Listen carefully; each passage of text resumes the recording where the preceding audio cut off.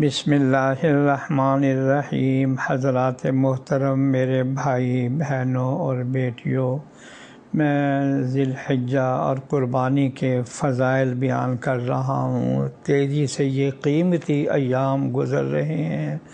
میں نے بارہا ذکر کیا ہے کہ ان ایام کے بڑی بڑی فضیلتیں آئیں اور حضرت صلی اللہ علیہ وسلم کا ارشاد عالی کہ لا الہ الا اللہ، سبحان اللہ، الحمدللہ، استغفر اللہ کثرت سے پڑھا کریں۔ انشاءاللہ ان دنوں میں کلمہ طیبہ پڑھنے والا یقین کر لے کہ اس کا خاتمہ ایمان اور کلمہ طیبہ پر ہوگا۔ میں آج عید کی راتوں کی فضیلت بیان کرنا چاہتا ہوں، وہ سن لیجئے۔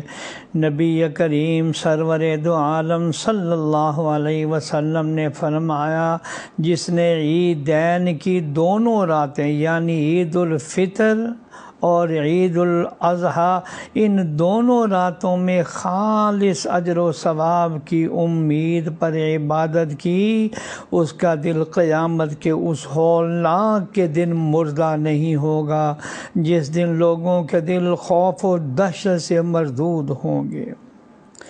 اس کی تشریح سن لیجئے کہ قیامت کے ہولناک دن میں خوف و ہراس، تکلیف و پریشانی کا یہ عالم ہوگا کہ آدمی زندگی پر موت کو ترجیح دے گا، اور جو لوگ ان دو مبارک راتوں میں اپنے دل اپنے پروردگار سے لگائے رہیں گے، قیامت کے دن ان کو امن و سکون، راحت اور آرام نصیب ہوگا۔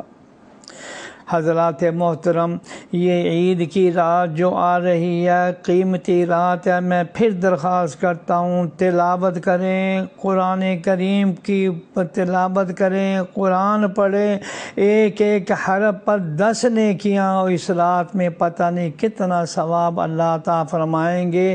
اور پھر کلمہ طیبہ کا ورد کریں، انشاءاللہ تعالی ایمان والی اور کلمہ طیبہ والی قبر نصیب ہوگی۔